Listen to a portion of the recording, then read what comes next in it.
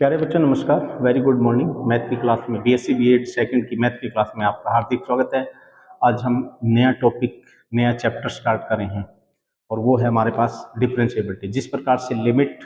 Continue दो chapter हो चुके हैं, कंटिन्यू के अंदर थोड़ा सा पोर्शन रहता है, वो हम नेक्स्ट अलग वीडियो के अंदर करवाएंगे। ठीक है, नेम थ्योरम है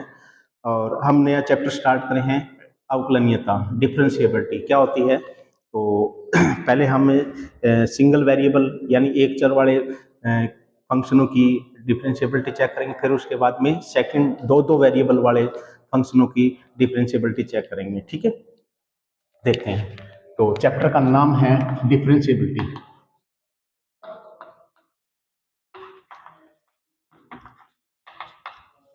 अवकलनीयता।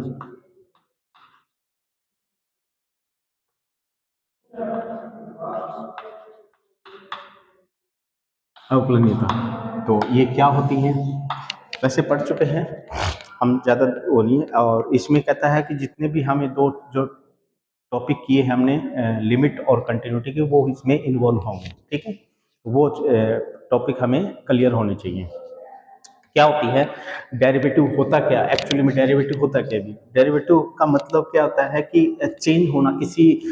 एक चर का किसी दूसरे चर के सापेक्ष में। ये तो हम डेली लाइफ के अंदर देखते हैं। ठीक है, कैसे कि जैसे कोई टेम्परेचर है, बढ़ रहा है, तो हमें पता है टेम्परेचर बढ़ रहा है तो उसके साथ समय भी चल रहा है, तो यानी दो चर साथ में चल रहे हैं, समय और ठीक है टेम्परेचर। तो काफ़ी चीज़ें ऐसी हैं और हमें डेरिवेटिव छोटी क्लासों के अंदर पढ़ के आए थे हम। जैसे सिंबल के रूप में लिखते थे dy अपॉन में dx। तो यहाँ पर ये जो चर होता है ना, डिपेंड होता है x के ऊपर। ठीक है, तो जैसे ये चेंज होगा तो वैसे ही ये चेंज होगा। तो यानी इसका मतलब कहता है कि ये जो चेंज होता है y इसके सापेक्ष में, x के सापेक्ष में, तो इसमें कितनी चेंजिंग होगी। जब इसमें चेंजिंग कर रहे हैं तो इसमें कितनी चेंजिंग होगी, उसी को हम क्या बोल देते हैं, डेरिवेटिव। केमिस्ट्री के अंदर भी, फिजिक्स के अंदर भी तो इनका बहुत बड़ा रोल है डिफरेंशिएबिलिटी का। ठीक है, एक वेरिएबल का चेंज होना किसी दूसरे के सापेक्ष में तो डिफरेंशिएबिलिटी कहलाती है। हो सकता है कि जो डिपेंडेंट वेरिएबल है y वो घटता है, तो हो सकता है कि x बढ़ रहा है, हो सकता है x घट रहा है, तो हो सकता है ऊपर y बढ़ रहा होता है। ठीक है, तो ये हम हर एक में अलग अलग प्रॉपर्टी होती है, तो इसको हम चेक करेंगे, देखते हैं। तो सबसे पहले इसकी परिभाषा क्या होती है, किसी बिंदु के ऊपर किसी इंटरवल के अंदर डिफरेंशिएबिलिटी चेक करनी है हमें। ठीक है, तो वहां पर हमें पढ़ के आए थे एक एक वेरिएबल वाले। तो हम क्या पढ़ते थे, कोई फंक्शन f(x) है और किसी बिंदु x = a पर डिफरेंशिएबल है कि नहीं है, डिफरेंशिएबल, तो उसको हम कैसे लिखते हैं, dy/dx भी लिख सकते हैं। और f' किसी बिंदु a पर, तो f'(a) तो वो क्या होता है, कई बार बुकों में c लिख रखा है, कोई इससे कोई फर्क नहीं पड़ता, किसी बिंदु के ऊपर चेक करते हैं। तो यानी कैसे, तो f(x) माइनस में उस बिंदु के ऊपर वैल्यू और x माइनस में a। एक तो डेफिनेशन ये होगी है, किसी बिंदु के ऊपर अवकलनीयता लिखने का स्टाइल ये था वहां पर। ठीक है, तो किसी बिंदु C के ऊपर या फिर H की फॉर्म में, तो f'(a) H की फॉर्म में भी हम लिख सकते हैं। तो H की फॉर्म में कहता है कि x की जगह क्या लिखेंगे, a प्लस में h, f(a) प्लस में h माइनस में f(a) और पाई में इन दोनों का अंतर नीचे, तो यानी h, और जहां पर h tends to very small. तो दूसरी डेफिनेशन हमारी ये थी। तो कौन सी भी आप अप्लाई कर सकते हो। तो ये दोनों डेफिनेशन हमें यूज करनी है। ठीक है, अब कोई क्वेश्चन देगा तो उसकी अवकलनीयता चेक करेंगे। फिर कोई फंक्शन अवकलनीय किसी बिंदु के ऊपर कब होगा, बात ये आती है, सबसे बड़ी बात ये आती है। ठीक है, तो किसी बिंदु के ऊपर अवकलनीय, यानी जैसे ये कोई बिंदु है x = c और कोई फंक्शन चल रहा था कि इस बिंदु के ऊपर अवकलन है कि नहीं है। ठीक है, तो ये चीज हमें देखनी होती है। यहाँ पर लंब डाल देते हैं, तो यानी इसके ऊपर टेंजेंट डालते हैं, हम टेंजेंट देखते हैं क्या नहीं है। तो टेंजेंट के लिए हम क्या करते हैं कि भी सबसे पहले इसका डेरिवेटिव निकालेंगे। अब वो डेरिवेटिव यानी अवकलनीयता की जरूरत पड़ेगी हमें। ठीक है, तो वो निकालेंगे, यानी वो स्लोप ही तो होता है उस बिंदु के ऊपर है, परिभाषित है कि या नहीं है, यही चीज हमें देखनी होती है। तो अवकलनीयता किसी बिंदु के ऊपर चेक करना है, तो इस बिंदु के लेफ्ट साइड में, इस बिंदु के लेफ्ट साइड में डेरिवेटिव और इस बिंदु के जस्ट राइट साइड में डेरिवेटिव, अगर दोनों ही इक्वल हो जाते हैं तो वो फंक्शन अवकलनीय होता है। तो यानी इसका मतलब left hand differentiability is equal to right hand differentiable. अगर है तो वो फंक्शन इस बिंदु के ऊपर अवकलनीय है, तो this means f x differentiable है at x is equal to c पर। ठीक है, तो ये चीजें हैं हमारे पास है। चलो देख लेते हैं। उसके बाद में लेफ्ट और राइट अगर जो इक्वल आ जाता है, लेफ्ट डिफरेंशिएबल और राइट डिफरेंशिएबल अगर इक्वल आ जाता है तो वो फंक्शन डिफरेंशिएबल होता है उसके ऊपर। ठीक है, चलो अब जैसे कोई फंक्शन लेते हैं और देखते हैं कि वो अवकलनीय है कि नहीं है। देखते हैं, जैसे f x is equal to कोई कांस्टेंट फंक्शन है, एग्जाम्पल एफ एक्स कोई कांस्टेंट फंक्शन है के, तो देखते हैं कि किसी बिंदु पर डिफरेंशिएबल है कि नहीं है। ठीक है, जैसे x is equal to c पर अवकलनीय है कि नहीं है।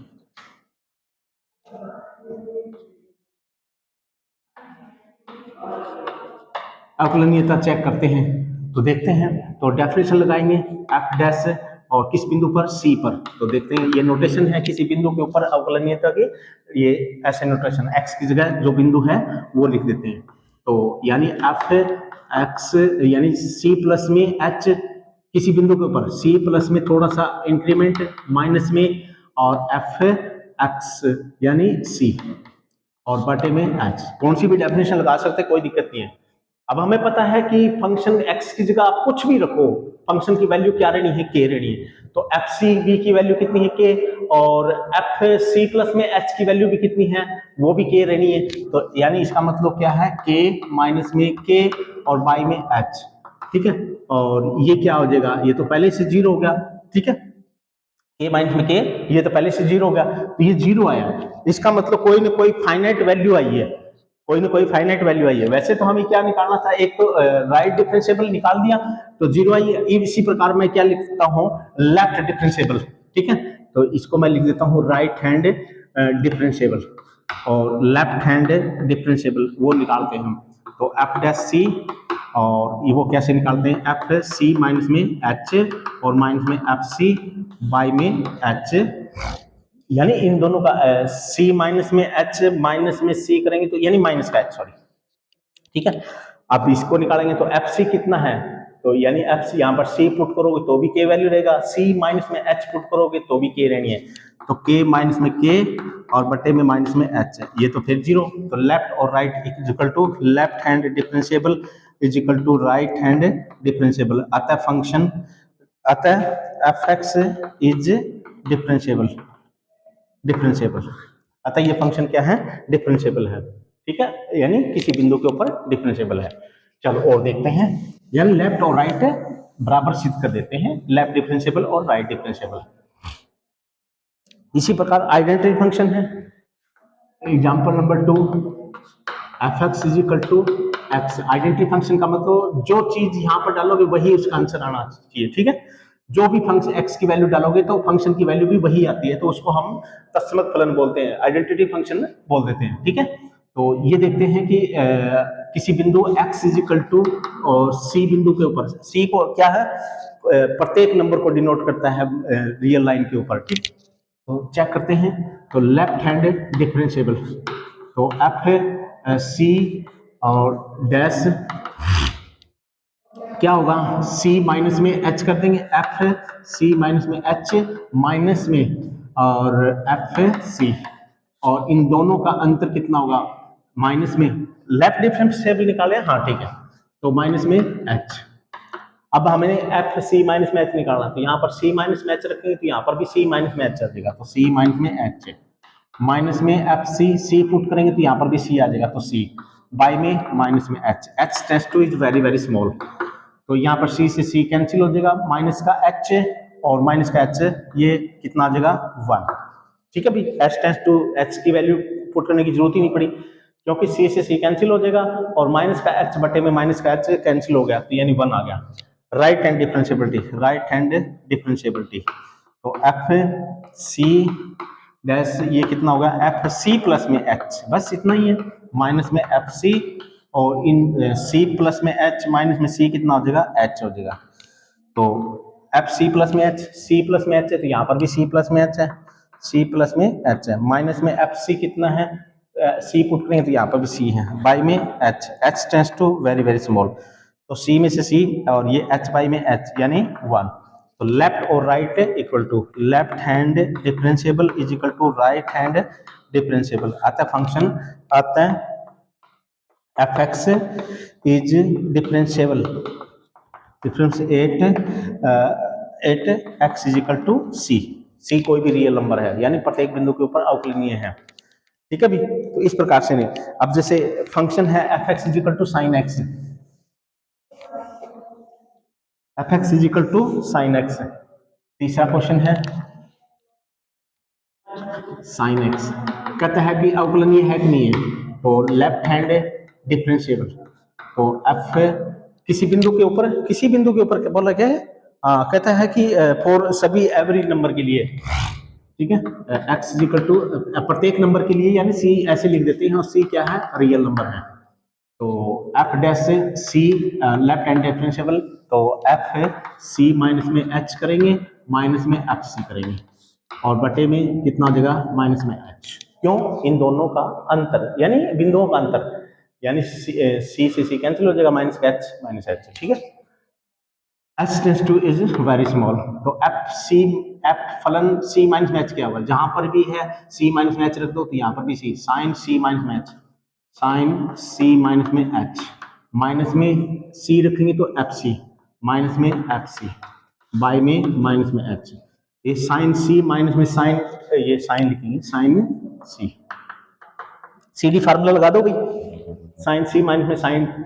डी का फार्मूला लगा दो, तो टू साइन सी माइनस में डी बाई में 2 और कोस सी प्लस में डी बाई में 2, ठीक है, तो ये फार्मूला लगा देंगे, तो टू साइन ये माइनस में यानी सी माइनस में डी, ये सी होता है ये डी होता है, ठीक है, ये माइनस में ये, तो यानी ये करेंगे तो माइनस में एच बाई में 2, तो माइनस में एच बाई में 2, और कोस सी प्लस में डी, सी प्लस में डी यानी ये प्लस में ये प्लस में ये करेंगे तो 2c और माइनस में h बाई में 2, तो ये 2 से 2 कैंसिल होगा, इसका c माइनस में h बाई में 2, ठीक है भी, और बाई में माइनस में h tense to is very very small, limit निकाल देते हैं कोई दिक्कत नहीं है, इसको एक काम करते हैं 2 को ले आते हैं नीचे ले आते हैं, ये 2 को कोई दिक्कत नहीं है, और ये कितना होगा, ये जो जितना h टेंस टू 0 है तो h टेंस टू 0 है तो h बाई 2 भी टेंस टू 0 होगा, माइनस h टेंस टू भी 0 होगा, तो इसकी वैल्यू कितनी होगी, ये तो हमारे पास 1 होगी, और ये कितना बचेगा, कोस ऑफ c माइनस में h बाई में 2, ठीक है, और h टेंस टू 0, 0 पुट करेंगे तो ये 0, तो साइन कोस सी, तो यानी इसका डेरिवेटिव क्या रहेगा, किसी बिंदु x इक्वल टू सी पर कोस सी रहेगा, ठीक है, और यानी ये तो कांस्टेंट वैल्यू है, कांस्टेंट वैल्यू आ गई डेरिवेटिव की, तो राइट भी ये निकालो चाहे लेफ्ट भी निकालो, तो यानी ये अवकलनीय है, डिफरेंशिएबल है, ठीक है, यानी फाइनाइट वैल्यू आई है तो वो अवकलनीय है। इसी प्रकार आप साइन लिया वहां पर कोस ले सकते हैं,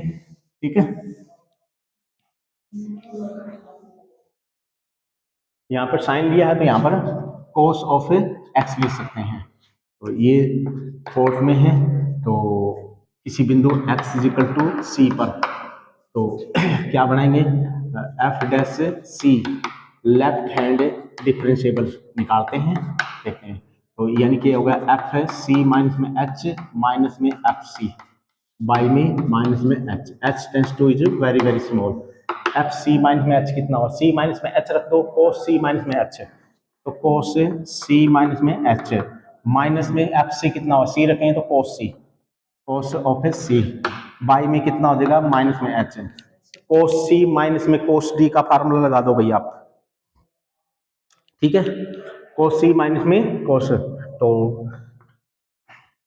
टू साइन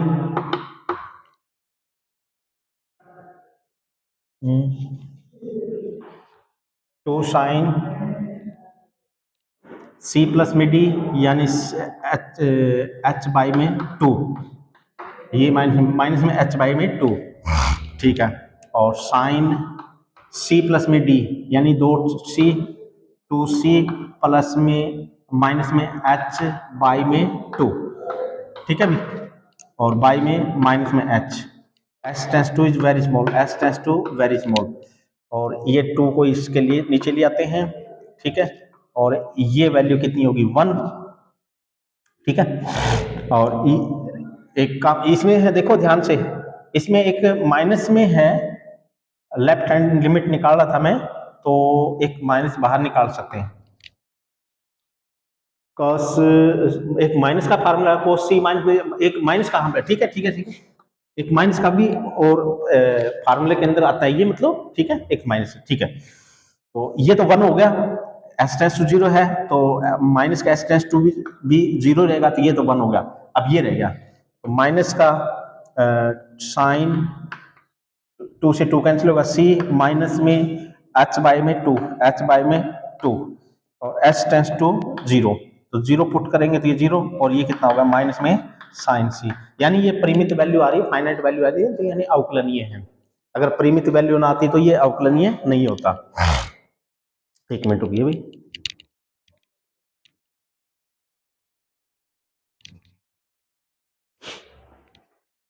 अब एक और कर लेते हैं, वो थ्योरम है और इंपॉर्टेंट है, अभी इंपॉर्टेंट है थ्योरम।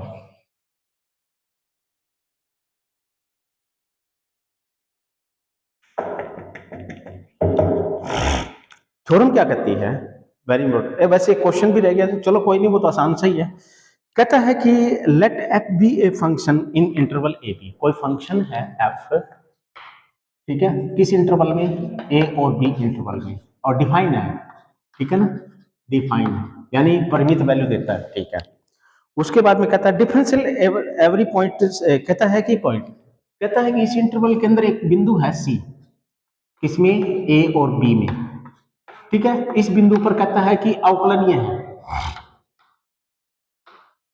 अवकलनीय है, ठीक है। चलो बात करती है, कहता है कि इज एफ इज कंटिन्यू, हाँ सॉरी एक मिनट, कहता है इस बिंदु के ऊपर वो क्या है, कंटिन्यू है, कंटिन्यू है, ठीक है, but converse is not necessary if, कोई फंक्शन है इंटरवल ए बी के बीच में डिफरेंशिएबल है, और साथ में कहता है कि तब सी बिंदु है इसके बीच में कोई,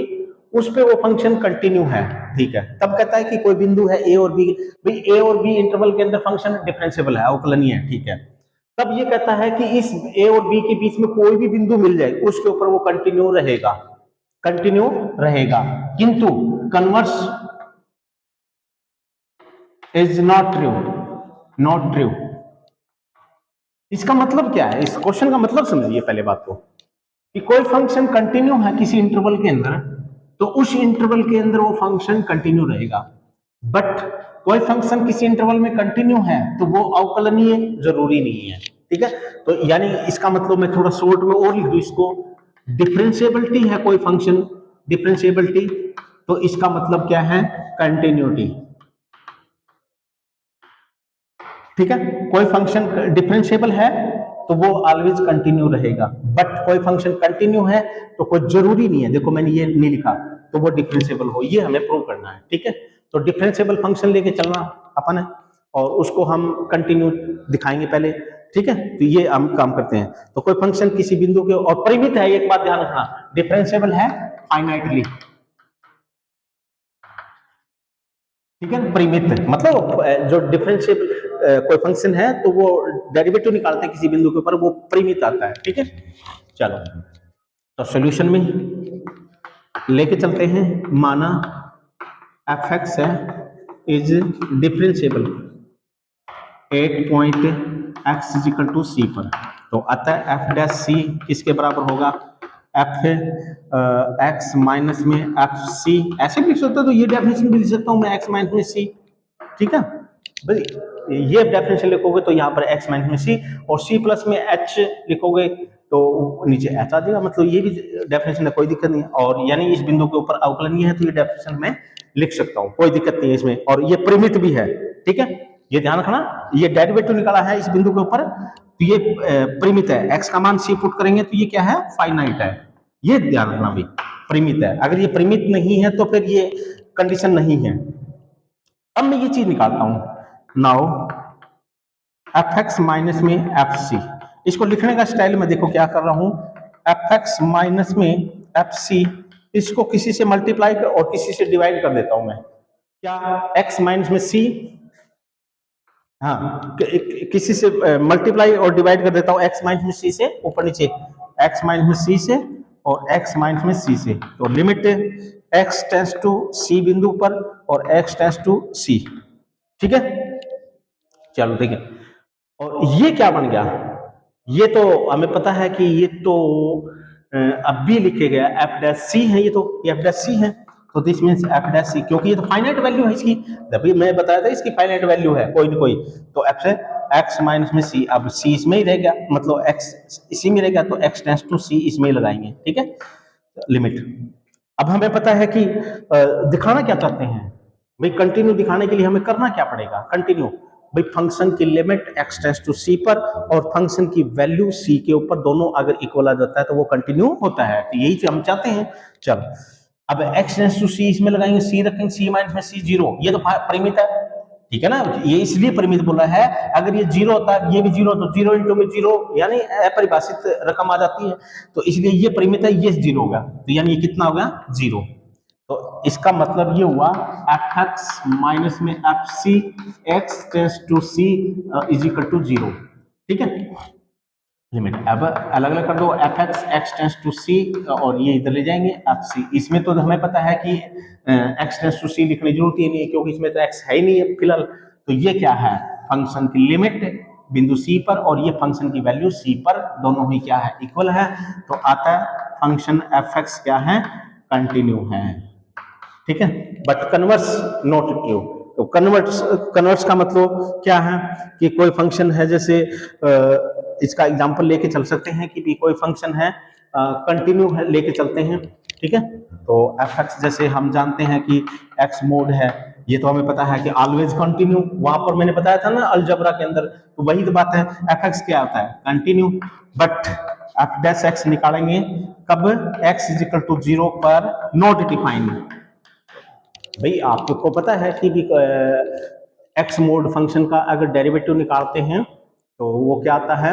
एक्स बाई में एक्स मोड आता है, ठीक है, तो हमें पता है कि एक्स टेंस टू जीरो के ऊपर हमें पता है वो डिफरेंशिएबल नहीं है, क्योंकि एक्स की वैल्यू जीरो पुट रहे हैं, जीरो बटे में जीरो एन इधर ये फॉर्म आ जाती है, तो इसका मतलब डिफरेंशिएबल नहीं है, तो यानी ये चीजें थी भाई, ठीक है, बाकी नेक्स्ट वीडियो के अंदर हम काम करेंगे, तो तब तक के लिए धन्यवाद, thank you for watching video.